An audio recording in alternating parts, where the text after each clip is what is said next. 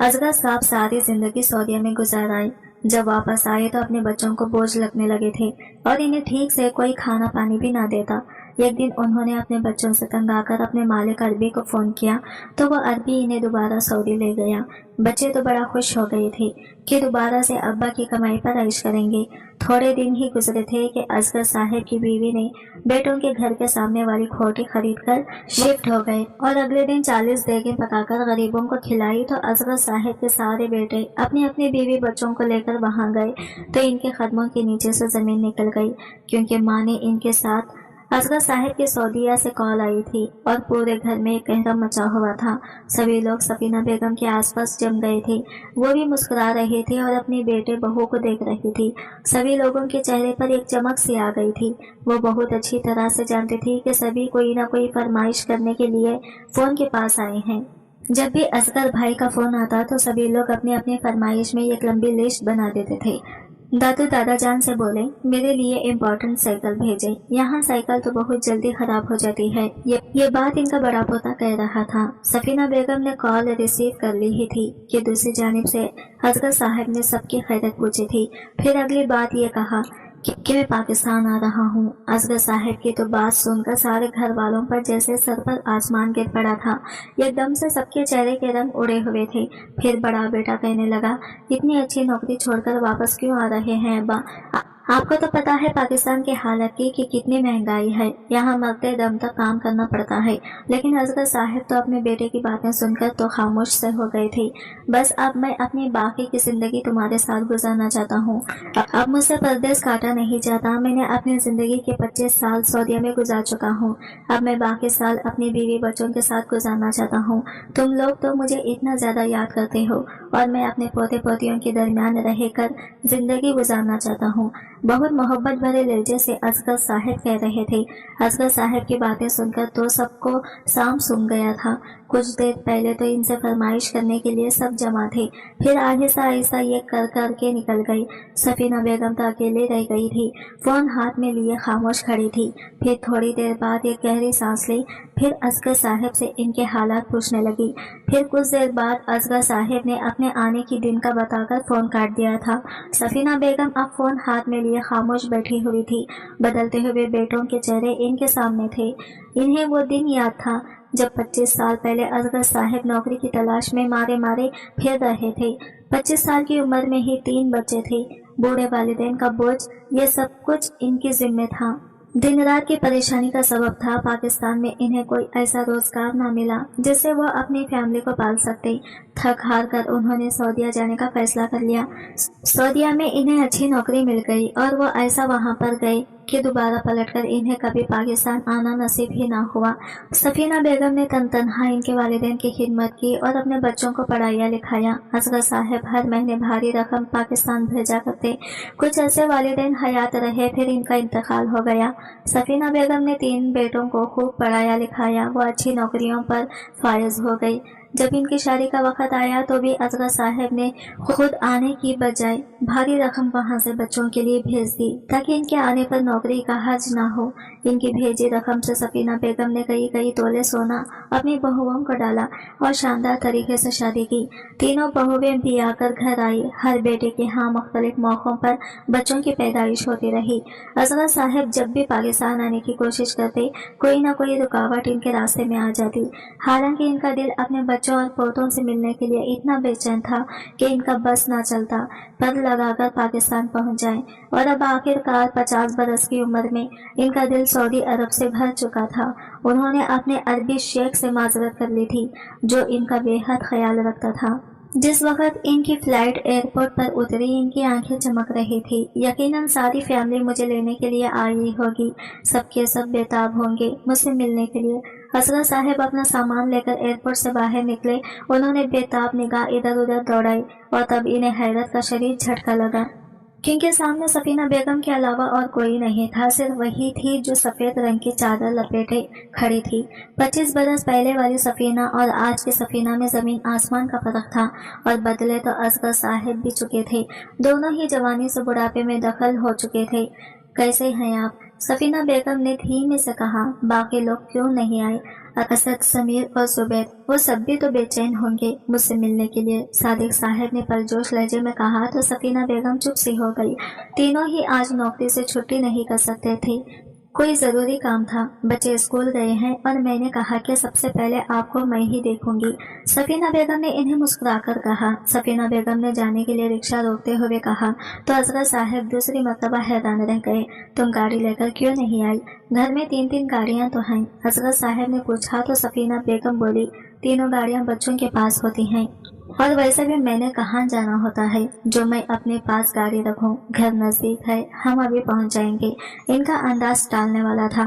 صادق صاحب خاموش ہو گئے، جلدی ہی گھر آ پہنچا تھا۔ صادق صاحب کے خیالات کی برعکس گھر میں ان کے استقبال کے لیے کوئی خاص تیاری نہیں کی گئی تھی، نہ ہی کوئی گرم جوشی دکھا رہا تھا اور نہ ہی کوئی رونق تھی، سب اپنے اپنے کام پر گئے ہوئے تھے۔ اتنی خاموشی کیوں ہے؟ اصغر صاحب کو عجیب سا لگنے لگا۔ میں نے کہا تو ہے کہ گھر میں کوئی نہیں ہے، آپ کھانا کھا کر آرام کریں، رات تک سبھی اپنے اپنے کام کاج سے واپس آ جائیں گے، تبھی آپ کے ان سے ملاقات ہوگی، سفینہ بیگم نے کہا۔ اصغر صاحب حیران سے ہو گئے، لڑکے نہ صحیح، ان کی بیویاں تو گھر میں ہی موجود تھی، مگر کوئی بھی ان سے آ کر نہیں ملا تھا، لیکن انہوں نے اپنے ذہن پر زیادہ زور نہ ڈالا اور کمرے میں جا کر آرام کرنے لگے۔ ان کی آنکھ لگ گئی، جب ان کی آنکھ کھلی تو گھر میں شور سا ہو رہا تھا، وہ خوش ہو گئے، جلدی سے کپڑے تبدیل کر کے وہ باہر نکلے، واقعی گھر میں خوب رونق لگی ہوئی تھی۔ تینوں لڑکے کام کاج سے واپس آ چکے تھے، ان کی بیویاں بھی بنی سوری لانچ میں ہی پھر رہی تھی، چھوٹے بچے کھیل رہے تھے، کوئی ہوم ورک کر رہا تھا اور کوئی موبائل ہاتھ میں لیے کارٹون دیکھ رہا تھا۔ اصغر صاحب مسکراتے ہوئے آگے بڑھے اور لانچ کے بیچوں بیچ کھڑے ہو گئے، انہیں لگا سب انہیں دیکھتے ہی ایک دم ان سے لپٹ جائیں گے، اور تبھی بڑے بیٹے اسد کی نگاہ ان پر پڑی۔ ارے ابا جان، آپ واپس آ گئے، کتنا منع کیا تھا آپ کو آنے سے، لیکن آپ بھی اپنی ہی کرتے ہیں، چلو اب آ ہی گئے ہیں تو میں کیا کہہ سکتا ہوں، وہ کرسی پر بیٹھے بیٹھے عام سے انداز میں کہہ رہا تھا۔ ہاں البتہ چھوٹا زبیر اور سمیر دونوں اٹھ کر اصغر صاحب سے گلے ملے، بہو نے بھی آ کر ان سے پیار لیا، لیکن کسی کے انداز میں وہ گرم جوشی نہ تھی جو اصغر صاحب کو چاہیے تھی۔ کھانا لگا دیا گیا تھا، اصغر صاحب خاموشی سے کھانے کی ٹیبل کی جانب بڑھے۔ اس کرسی پر مت بیٹھے ابا جان، یہاں پر اسد بیٹھتے ہیں اور اسد کے ساتھ میں بیٹھتی ہوں۔ وہ سربراہی کرسی پر بیٹھنے لگے تو بڑی بہو نے انہیں ٹوک کر کہا تھا۔ اصغر صاحب کو شرمندگی سی ہونے لگی، وہ خاموشی سے کرسی سے ہٹ گئی۔ اسد آ کر وہاں آرام سے بیٹھ گیا تھا۔ رفتہ رفتہ سب اپنی اپنی کرسیوں پر بیٹھ گئے، اصغر صاحب کے لیے کوئی کرسی خالی نہ بچی تھی۔ سفینہ بیگم خاموشی سے یہ سب دیکھ رہی تھی، وہ اپنی جگہ سے اٹھ گئی تھی۔ آپ اندر کمرے میں بیٹھ جائے، میں آپ کو وہیں پر کھانا دے دیتی ہوں۔ اصغر صاحب ہکا بکا رہ گئے، یہ کیسا استقبال تھا، اس کی تو انہیں ذرا بھی امید نہیں تھی۔ انہوں نے گھبرا کر اپنے بچوں کی جانب دیکھا، کوئی بھی ان کی جانب متوجہ نہیں تھا، سبھی اپنی اپنی بیویوں سے بات کرتے ہوئے دن بھر کی روٹین شیئر کر رہے تھے۔ سفینہ بیگم نے ان کا ہاتھ تھاما، یہاں کھڑے رہنے کا کوئی فائدہ نہیں، آپ اندر بیٹھ جائیں۔ وہ انہیں لے کر کمرے کی جانب بڑھی۔ اصغر صاحب نے صاف دیکھا تھا کہ سفینہ بیگم کی بھی ٹیبل سے اٹھ جانے پر کسی کو کوئی فرق نہیں پڑا تھا۔ اصغر صاحب کا دل خشک پتے کی طرح لرز رہا تھا، کیا بچے میرے آنے سے خوش نہیں ہیں؟ انہوں نے کمرے میں جاتے ہی سفینہ بیگم سے کہا۔ وہ چپ سی ہو گئی، دراصل بچے چاہتے تھے کہ ابھی کچھ وقت آپ اور سعودی عرب میں گزار لیں، اسد کاروبار کرنا چاہتا تھا، اس کے لیے اسے رقم چاہیے، زبیر نے بھی ایک نیا فلیٹ خریدنا تھا، اس کے لیے اسے پیسے چاہیے، آپ کے جلدی واپس آنے سے انہیں تھوڑی مایوسی ہوئی ہے۔ سفینہ بیگم بات کو جتنا ہلکا بنا کر ان کے سامنے پیش کر سکتی تھی انہوں نے کیا، مگر اصغر صاحب کا دل مطمئن نہیں ہو رہا تھا۔ سفینہ، میں نے 25 سال سعودی عرب میں گزارے، اب میرا دل وہاں تنگ ہو گیا تھا، میں تم سب کے ساتھ زندگی گزارنا چاہتا ہوں۔ وہ بچوں کی طرح پھوٹ پھوٹ کر رو رہے تھے۔ سفینہ بیگم بھی خاموش بیٹھی رہی، خود وہ بھی رونے لگ گئی تھی۔ کچھ دیر بعد جب اصغر صاحب کا دل تھوڑا ہلکا ہوا تو سفینہ بیگم نے کہا، میں آپ کے لیے کھانا لاتی ہوں، آپ نے صبح بھی کچھ نہیں کھایا۔ وہ کمرے سے باہر آئے، ڈائننگ ٹیبل خالی پڑا تھا، سب لوگ کھانا کھا کر اٹھ چکے تھے، صرف بڑی بہو برتن سمیٹ رہی تھی۔ بیٹا، اپنے ابو کے لیے کھانا تو ڈال دو، سفینہ بیگم نے کہا۔ بہو ایک دم چونکی، ارے کھانا تو بچا ہی نہیں، ساری روٹیاں بھی ختم ہو گئی اور سالن بھی، چاول تو آج بچوں نے ہی ختم کر ڈالے، अम्मी आप ऐसा करें, इन्हें बाहर से मंगवा कर कुछ दे दें, आम से अंदाज में कहते हुए वो बर्तन समेट कर किचन में ले गई थी। सफीना बेगम के पैरों तले से जमीन निकल गई। अगर वो अंदर जाकर असगर साहब को ये बताई तो इनका दिल मजीद बुरा हो जाना था। उन्होंने सोचा छोटे जुबैर से कह देती हूँ, वो बाहर से खाना मंगवा देता। हाय, इन्हें तो बाहर से खाना मंगवाने का तरीका भी न आता था। वो धीरे धीरे चलती हुई जुबैर के कमरे के पास आई। दस्तक के लिए उन्होंने हाथ उठाया तो अंदर से जुबैर की आवाज आ रही थी, यार अब मैं क्या कर सकता हूँ, अगर अब्बू वापस आ गए हैं तो मजबूरी है, बर्दाश्त कर लो, मैं तो खुद इनकी हरकतों से तंग हूँ, इतने साल इनके बगैर ही जिंदगी गुजारी है।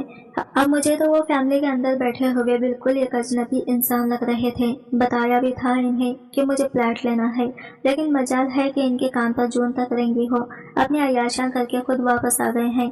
मुंह उठाकर, बच्चों का तो कभी कुछ सोचा ही नहीं। जुबैर अंदर अपनी बीवी से कह रहा था। सफीना बेगम लरस कर रह गई। यहाँ तो सभी इनके और असगर साहब के खिलाफ हो गए थे। वो किसकी जानिब मुंह करती।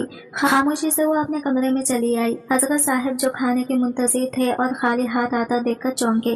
दरअसल मैं आपके पास आकर बैठ गई थी तो खाना खत्म हो गया। आप ऐसा करें, यहाँ साथ में एक होटल है, वहाँ से अपने और मेरे लिए खाना ले आए, उन्होंने शर्मिंदा होते हुए कहा। असगर साहब के दिल पर जैसे बोझ सा गिर गया। वो खामोशी से उठे और इनसे पैसे लेकर घर से बाहर निकल गए। गलियों का तो इन्हें कुछ पता नहीं था, लेकिन 2-3 गलियां मुड़ने के बाद इन्हें होटल नजर आ गया। वहां से सालन के नाम पर इन्हें पतली सी दाल और सख्त मोटी रोटियां मिली जो वो घर ले आए। वो रोटियां ना तो असगर साहब से खाई गई और ना ही सफीना बेगम से। दोनों बड़ी मुश्किल से चंद लोकमे जहर मारकर खामोशी से सो गए। दिन इसी तरह गुजरने लगे। घर में किसी को असगर साहब के वापस आने पर कोई खुशी नहीं हुई थी।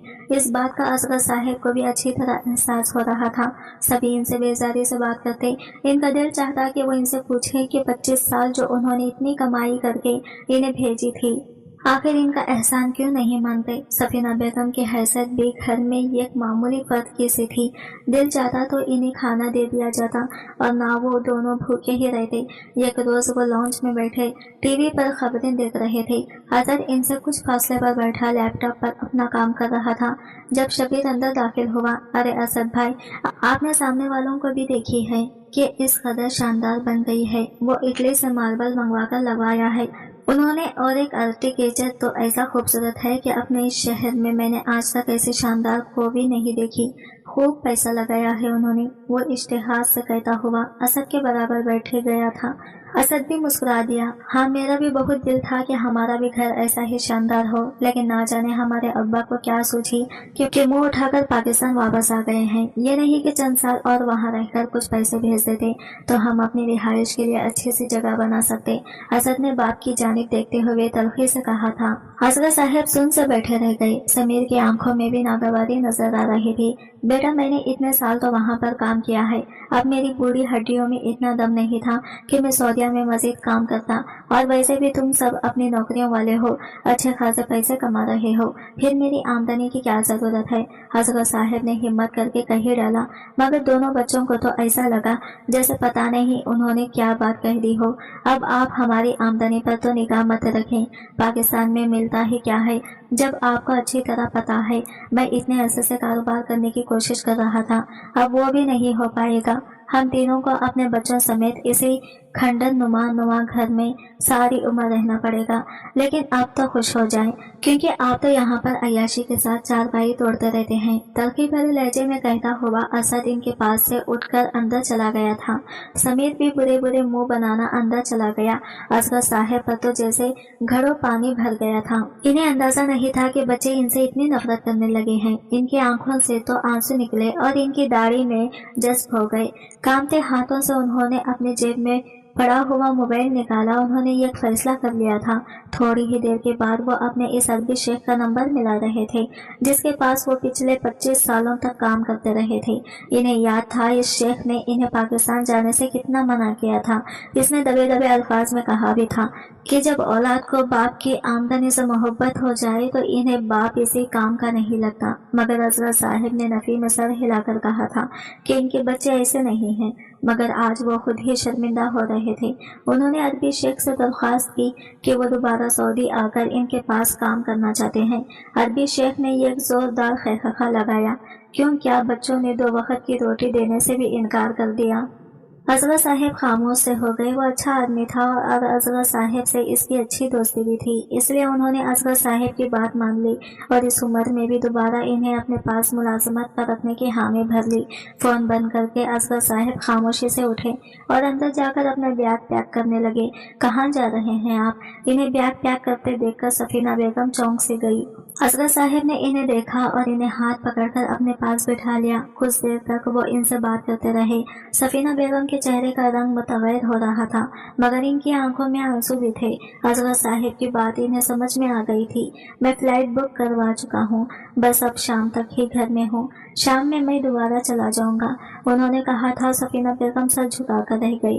कितने अरसे बाद तो वो वापस आए थे, लेकिन अब दोबारा जा रहे थे। वो कुछ नहीं कर सकती थी। शाम हुए तो सारे अफराद घर में जमा थे। ऐसे में असगर साहब अंदर से अपना सूटकेस लेकर बाहर निकले तो सभी ने चौंक कर देखा। खुदा हाफिज, बच्चों में दोबारा सऊदीया जा रहा हो। मुझे अंदाजा हो गया है कि इस घर में मेरी कोई जगह नहीं। मेरे अरबी मालिक ने मुझे दोबारा फोन करके बुला लिया है, असगर साहब ने संजीदगी से कहा। तमाम बैठे हुए अफराद में जैसे खुशी की एक लहर से दौड़ गई थी। असद जो सुबह इनसे बदतमीजी करके गया था, एकदम उठा और इनके गले लग गया। यकीन नहीं आ रहा था। अब्बाजान, ये तो बहुत खुशी की खबर है। आपने पहले बताया ही नहीं कि आप जाने वाले हैं। हम आपके लिए एक शानदार दावत का इंतजाम करते। सभी बेटे इनके आसपास जमा होकर मोहब्बत भरे जुमले बोल रहे थे और असगर साहब तलखे से मुस्कुरा रहे थे। इस मोहब्बत की असलियत क्या है, ये तो वो बाखूबी देख ही चुके थे। उन्होंने सरसरी अंदाज में सबको सलाम किया और घर से निकलते चले गई। सफीना बेगम हैरान थी कि बच्चों ने कैसा अपना रंग बदला है, मगर वो बहुत ही खुश थे। असद अब फिर से अपने कारोबार की बातें करने लगा था। समीर इरादे जाहिर कर रहा था कि जैसे ही बाप ने पैसा भेजा, वो सामने वाली को भी खरीद लेंगे और सारे के सारे वहीं पर शिफ्ट हो जाएंगे। सफीना बेगम खामोशी से अंदर अपने कमरे में चली गई। दिन खामोशी से गुजरने लगे, लेकिन अब घर में बेताबी से दोबारा इंतजार किया जा रहा था कि कब असगर साहब सऊदीया से रकम भेजें। लेकिन ये हैरत अंगेज बात हुई थी। असगर साहब ने अब घर फोन करना बंद कर दिया था। वो फोन अगर करते भी तो रात के 2-2:30 बजे करते, जब सफीना बेगम के अलावा कोई इनसे बात ना कर सकता था। बच्चे पूछते, अम्मा जान, अब्बा को वहाँ जाते ही नौकरी मिल तो गई ना? कहीं ऐसा ना हो वो चंद दिन बाद दोबारा वापस आ जाए। मैंने तो सामने वालों से बात भी कर ली है कि खोटी हम खरीदने वाले हैं। मालिक तैयार है, तकरीबन 3 करोड़ रुपए मांग रहा है, वो खोटी भी हमारे नाम करने की। शबीर परवाने की तरह मंडलाता हुआ माँ से पूछता रहता, मगर वो कुछ न बोलती। 1 महीना गुजरा, 2 महीने गुजरे, 3 महीने गुजर गए, मगर असगर साहिब ने बाहर से कोई रकम न भेजी। अब इनके तीनों बेटे झंझलाए हुए थे। या समीर, अब्बा को फोन करके बता तो कि आखिर कहाँ रह गए हैं। मैंने कारोबार की डील कर ली है और मुझे रकम देनी है। वो तंग होने लगे। सफीना बेगम पर भी इनका गुस्सा बढ़ता जा रहा था, मगर सफीना बेगम ने तो अपने लब यूं से लिए थे जैसे अब वो कभी कुछ नहीं बोलेंगी। 6 महीने का अरसा खामोशी से गुजर गया। सामने वाली कोई भी बनकर मुकम्मल तौर पर तैयार हो चुकी थी। समीर बेबसी भरी निगाहों से इस खोटी को देखता रहता। तीनों भाइयों की असली ख्वाहिश थी कि वो ये खोटी खरीद लें। खोटी पर लगा हुआ बराए फ्लोट का बोर्ड इन्हें चढ़ाता रहता था। एक रोज असद जागा तो हैरान रह गया। खोटी का दरवाजा खुला था और दरवाजे के ऊपर लगा हुआ बराए फ्लोट का बोर्ड हट चुका था। लगता है ये खोटी बिक चुकी है, असद के मुंह से सरसराती हुई आवाज निकली। सफीना बेगम की सारी बहुएं और बच्चे आसपास जमा हो गए थे और हसरत भरी निगाहों से इस खोटी को देख रहे थे, जहाँ कोई नया नया शिफ्ट हुआ था, क्योंकि बिल्कुल नया फर्नीचर ट्रक से उतारकर मुलाजमिन घर के अंदर रखवा रहे थे। लगता है कोई बहुत ही अमीर शख्स है जिसने ये कोठी खरीदी है। सामान भी तो देखो कैसा आला किस्म का मंगवाया है। असद की बीवी लालच भरी निगाहों से देखते हुए कह रही थी कि कुछ देर तक देखते रहने के बाद भी इन्हें अंदाजा न हुआ कि खोटी किसने खरीदी है, तो वो खामोशी से घर के अंदर चले आए। शाम तक घर में मातम ज्यादा माहौल छाया रहा। असद की बीवी नाजिया रात को बनाने वाले खाने की तैयारी कर रही थी, जब अचानक दरवाजे से खाला परवीन अंदर दाखिल हुई। ये इनकी पड़ोसन थी। नाजिया ने बुरा सा मुंह बनाया। क्या बात है खाला? परवीन, आज क्या चीज चाहिए आपको? नाजिया ने पूछा तो खाला परवीन हंस दी। अरे नहीं भाई, मुझे अब तुम्हारे पास आने की क्या जरूरत है, मैं तो सफीना से मिलने आई थी। सफीना अब सामने वाले घर में शिफ्ट हो गई है, तो मैं तो सिर्फ ये पूछने आई थी कि तुम लोग इसके साथ नहीं गए। खाला परवीन की बात पर नाजिया एकदम चौंकी। अम्मा जान कहाँ गई? कौन से सामने वाले घर में? अम्मा शिफ्ट हो गई हैं, इसने पूछा और तभी इसे ख्याल आया कि सुबह से सफीना बेगम घर में कहीं दिखाई नहीं दी।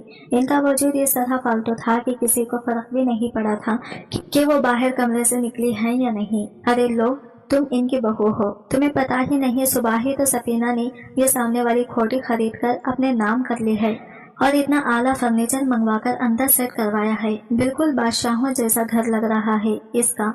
और इसने ऐलान किया है कि आज शाम में पूरे मोहल्ले के तमाम घरों की इस घर दावत है। 40 दिन के खाने की पकवा रही है वो माशाल्लाह। भाई असगर साहब के दोबारा सऊदीया जाने से तो ठीक ठाक दौलत आ गई है, सफीना के पास खाला परवीन चहकते हुए कह रही थी। और नाजिया के ऊपर तो जैसे कोई आसमान टूट पड़ा था।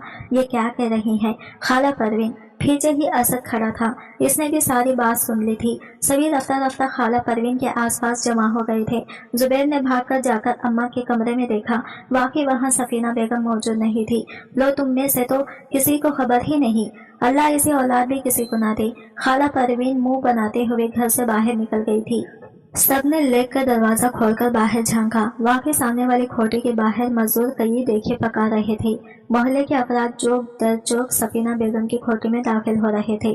अम्मा ने ये खोटी कब खरीदी? बच्चे हैरान थे, लेकिन इन्हें कुछ समझ नहीं आ रहा था। जल्दी तैयार हो जाओ, जब सारा मोहल्ला खोटी में जा रहा है तो आखिर वो हमारी माँ की ही खोटी है ना। अब हम भी वहीं पर रहेंगे इनके साथ। अम्मा ने शायद हमें सरप्राइज देने के लिए ये सब कुछ किया है।